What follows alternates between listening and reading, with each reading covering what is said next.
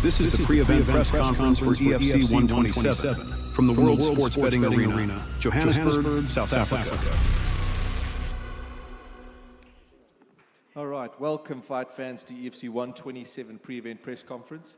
We have Elvis Moyo defending his belt against Triple H Chikasa, what could be arguably seen as the biggest fight on the continent, both in size and promotion.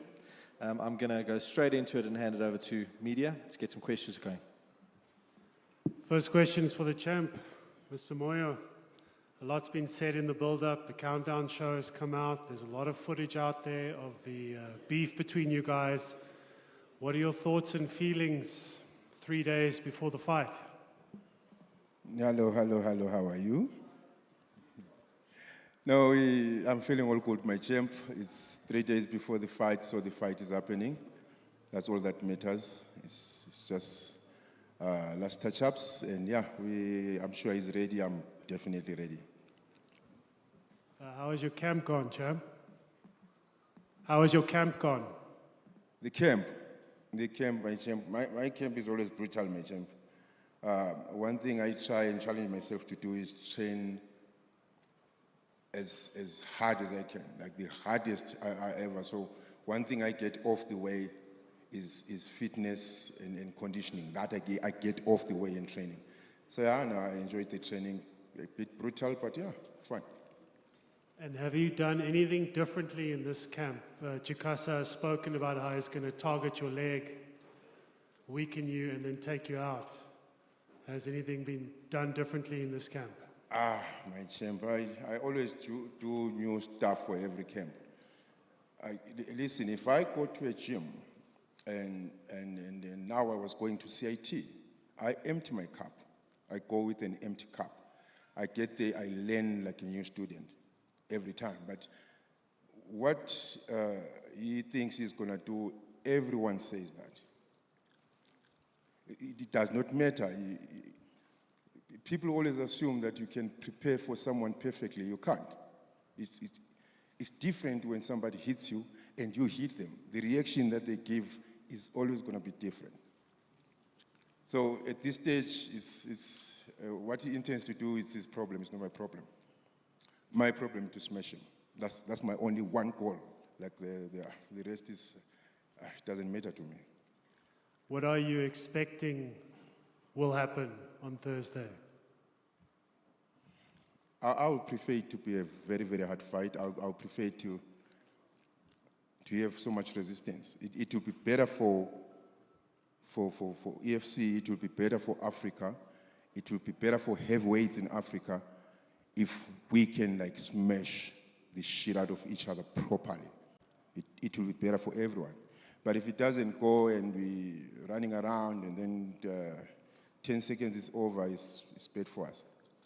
So I'm really, really expecting and wishing and hoping for massive resistance. Thanks, champ. To the contender, Triple H, and former champ, before I even ask a question, do you have any response to what Elvis has just said? Obviously, thank you for the question, my man. About what you said, I don't have any response. The response will not be in the cage. You did speak about the strategy of weakening his legs. Could you elaborate on that? What is your strategy for this fight? Elvis is obviously known as a boxer. You are known as more of a well-rounded MMA athlete. Could you tell us a bit about the strategy going into the fight on Thursday? Yeah, we are well prepared for this fight. Our plan A is to box him. I'll box him. If we see that is working, then we continue with it. That is the first option for it. And then it's going to be surprised the way it's going to be surprised the way I'm going to box him. It's going to be something amazing. And then it's going to be something people don't want to see. Elvis was in action recently in the Hexagon, where you've had quite a long layoff. What did you see in his fight against Morel, where he handled a wrestler? What did you learn from that? About his last performance, what he did was something about what he put him to the W was about experience. And the way forward, I like the heart because he knew what something was going for. That's why I was standing there for. Yeah. What is your prediction for Thursday, Triple H? The prediction is good. I'm going to fight him until I'm going to finish him. Simple as that. Do you have a round in mind? Round mind. It depends on my coach. When I'm going back to my coach in the gym, home, then he's going to tell me which one I'm going to finish him. Thank you. Sure. Let me move over to the co-main event real quick. Nathaniel Kamana, question for you. Yeah, so this is quite a step up in competition, right? And we're seeing a lot of moving parts in the flyweight division. So what statement are you trying to make with this fight on Thursday night? I'm a finisher, so I'm coming in here on Thursday to come finish this guy and just to show that there's levels to this game. Awesome. Godfrey, question for you. So you're also on the main card on Thursday night. So what are you trying to show us? And I know like some people might feel some type of way about you. So what's your message to those that might still be doubting you at this point in your career? It's nothing different. It's always been the same as it was in the past. Anybody want that smoke, they can come catch it. Question for Mr. Sita. Emmanuel, you recently moved up to lightweight for your last fight, and it had a spectacular effect. How are you feeling about your new division, and about your next fight, and about your path to the upper areas of the division? Okay, well, first of all, thank you for the question. My question will be direct. I don't like to speak a lot. For those who knows me, when I started my career, I used to fight always on lightweight. So sometimes things happen for some reason. When you change camp, they suggest to such a weight which you don't feel comfortable. And to be honest, when I used to fight featherweight, I wasn't me, So I made a decision, as you said the last time, to come back on lightweight. So therefore, that weight I feel much better than compared to the previous one. Okay. Thank you. To your opponent, Guelo, you've had quite a long layoff. How are you feeling about stepping back into the hexagon and also facing someone who's on a bit of momentum? Yes, I'm feeling fine. I'm okay. It's so long I'm coming back for the cage. I know I'm preparing, I'm training hard. The fight is soon. I can't talk too much. 3 days more left. I'm still waiting for Sita to see the best way from the cage. Lihle, question for you. You're also in the flyweight division. So we just saw Willie van Rooyen have his first successful title defense. So what message would you have for him ahead of Thursday? Why should he be watching your fight in particular on Thursday night? As you know that whenever I come here like to bring my best. So yeah, definitely I deserve to be on the #1 spot. But as I said before, I'm not on the rush. I'm just coming here to prove myself and showing everyone that I'm the best fighter in the world. Awesome. And then if I can just bring it back to the main event, Matunga Jikasa. Right now you seem very chilled, right? But we've known that between you and Elvis Moyo, things can get quite intense. So can we expect to see that level of intensity on Thursday night, the same that we saw in October 2022 between you guys? Obviously, it's going to be the same thing. Same thing is going to happen on the Thursday. I've dreamed about this man. When was I was dreaming for him? 2 days ago.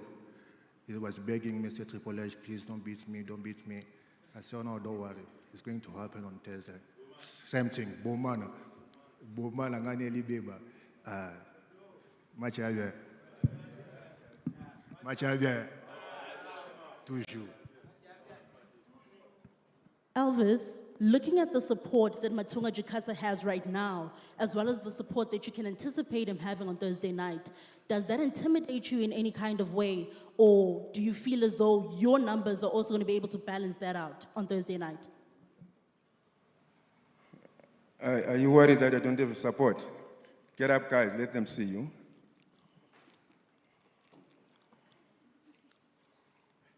I've got support. I'm okay. Listen, I've fought in Japan. I've fought in Switzerland. I've fought in Switzerland, I've fought in a racial place, very, very racial, where they literally hated me because I was black and trying to punch their guy. I'm used to that. At the end of the day, in the cage, it's me and him. Support, we appreciate. They are the fans. That is why we're here. We do this and we successfully do this because of the fans and because of the sponsors that we have. But going back to show, you understand that even if people go around saying I'm a boxer, I'm a what, I operated 100%. Most people I fight operate at 30%. That is, they're dividing 30% to wrestling, 30% to kicking, 30% to holding, 10% to running away. I operated 100% punching, trying to hurt you. When I hit you, that's where the difference is going to come. At the end of the day, we're going to be inside there, we're going to be fighting. I want to feel that hit on Thursday. Sorry? I want to feel that hit on Thursday. My champ, I promise you, first 10 seconds, I'm going to land one on you. I'll be open for you. I'm going to open my hand and say, hit me. Yeah. I really want to feel the bomber. Then people say, bomber. You're going to see all your bombing. You see, that's the excitement you are looking for, because he's excited to fight. So when I spoke to Graham, I said, you know, I don't fight with 100% intention to win. I fight because I love fighting. Most of these fighters that end up fighting me, they fight or refuse to fight me. They refuse to fight me because they look at the odds of them having a chance of winning, and they see that, okay, it's below 20%, they get scared. He is not. He just wants to get a taste of hitting me. I want to get a taste of hitting him. So we're going to smash each other. That's going to happen. 100%.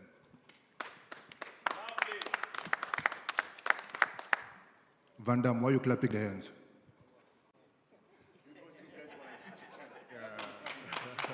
He's happy, my champ. You see, the things that I prepared him for is literally 20% of what I can do. What happened? What?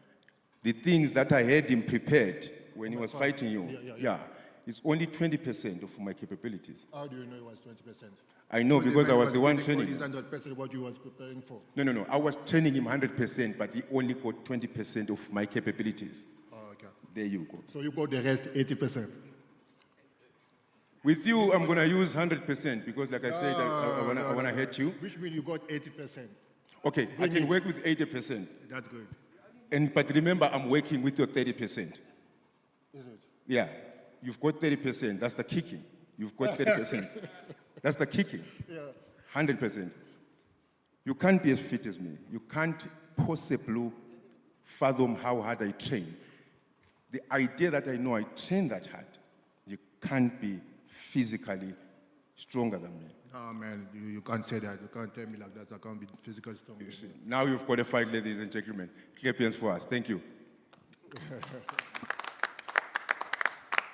Question for Godfrey. Ruvan is not here today, but my question is, you know, Ruvan's really late in his career. He's pulled off a few wins and he's making a late comeback. What are your thoughts on him as an athlete today and this fight coming, which you say he's over the hill, to be quite blunt?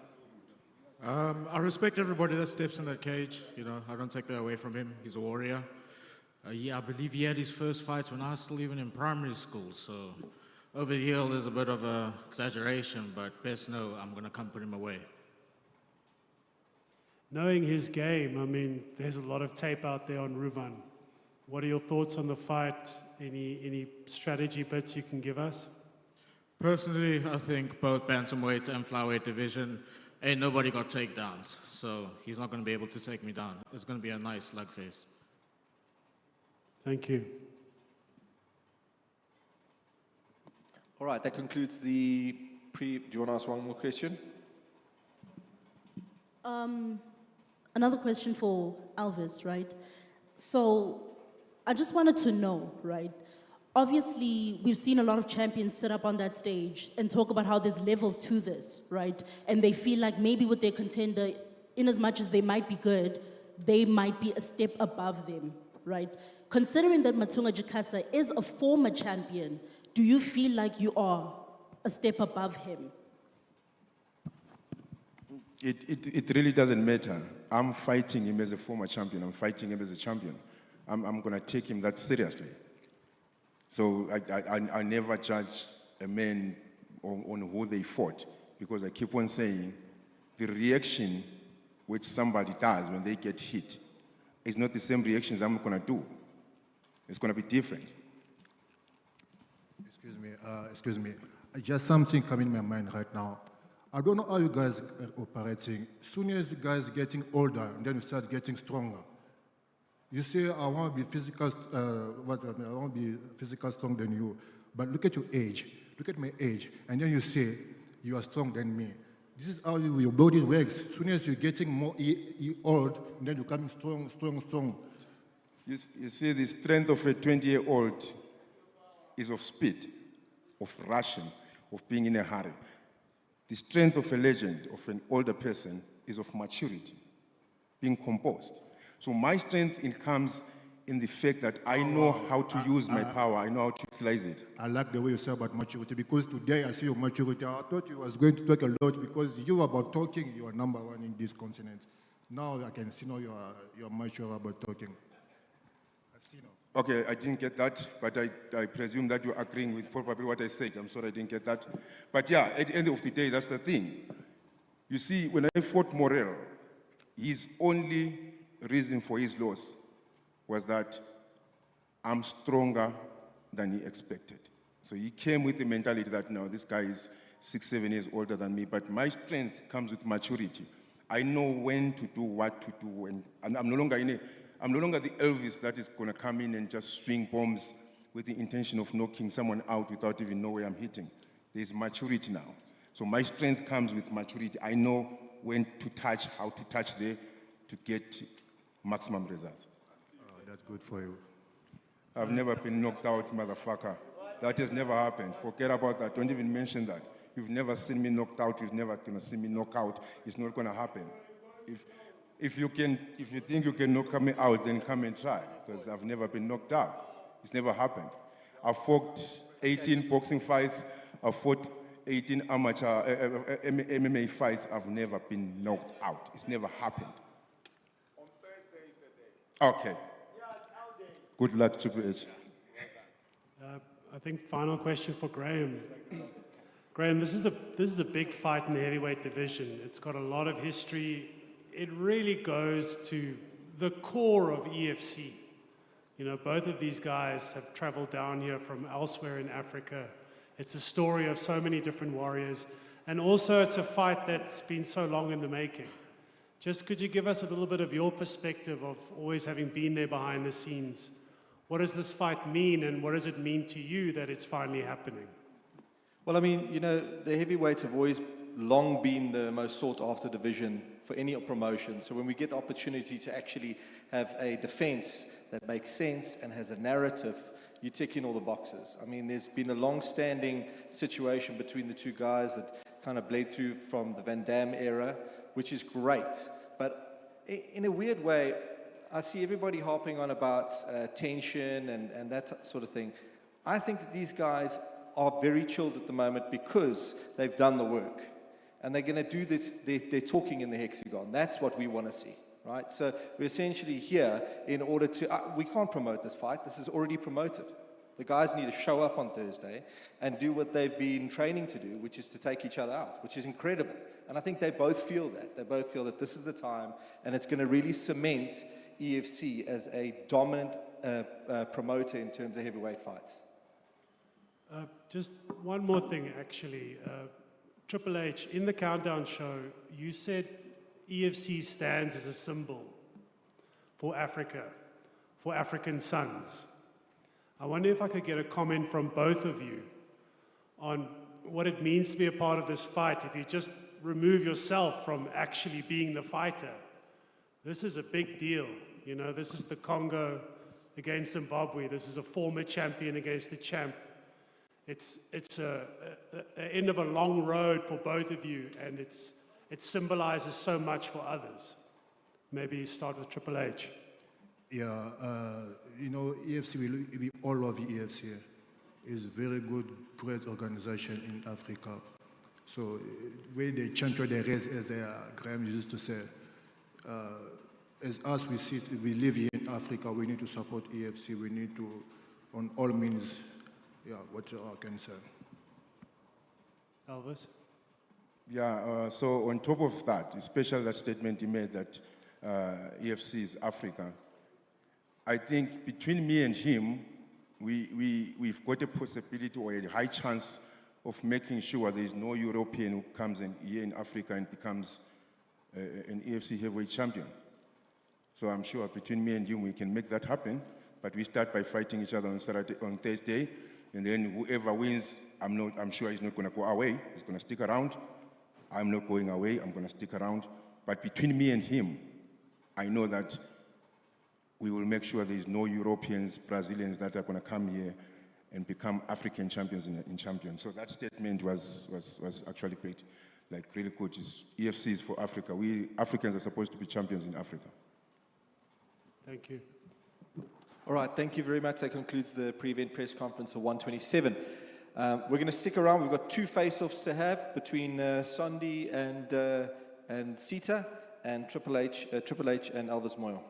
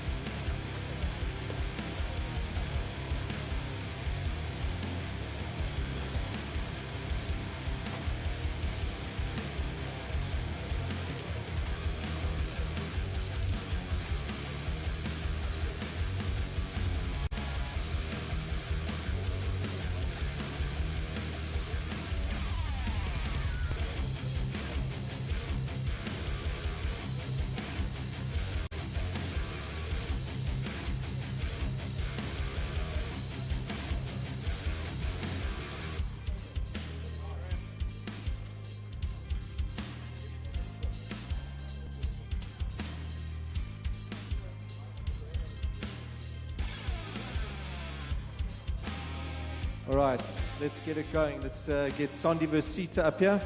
First face-off.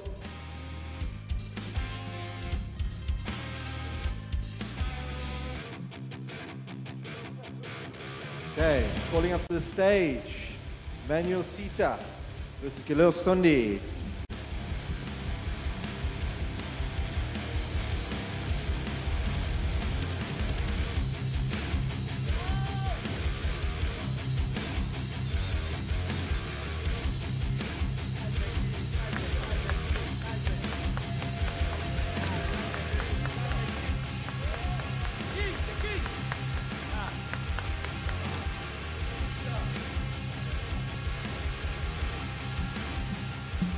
All right, and the fight we've been waiting for, the heavyweight title defense between Elvis Moyo and Triple H Chikasa.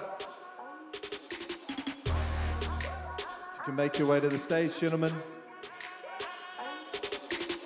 Elvis Moyo, Triple H. Let's go, my boy, let's go. You have this, my son. Let's go. Elvis, this is the uncle. This is the uncle. How great are you, my boy? This is the uncle. How great are you? Make the uncle sleep. Make the baby sleep. Uncle must sleep.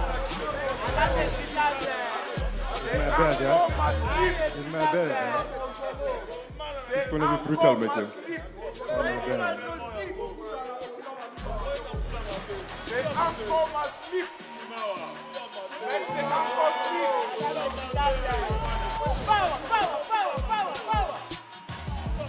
And that concludes the press conference. Thank you very much, ladies and gentlemen. Join us Wednesday for this epic weigh-in day.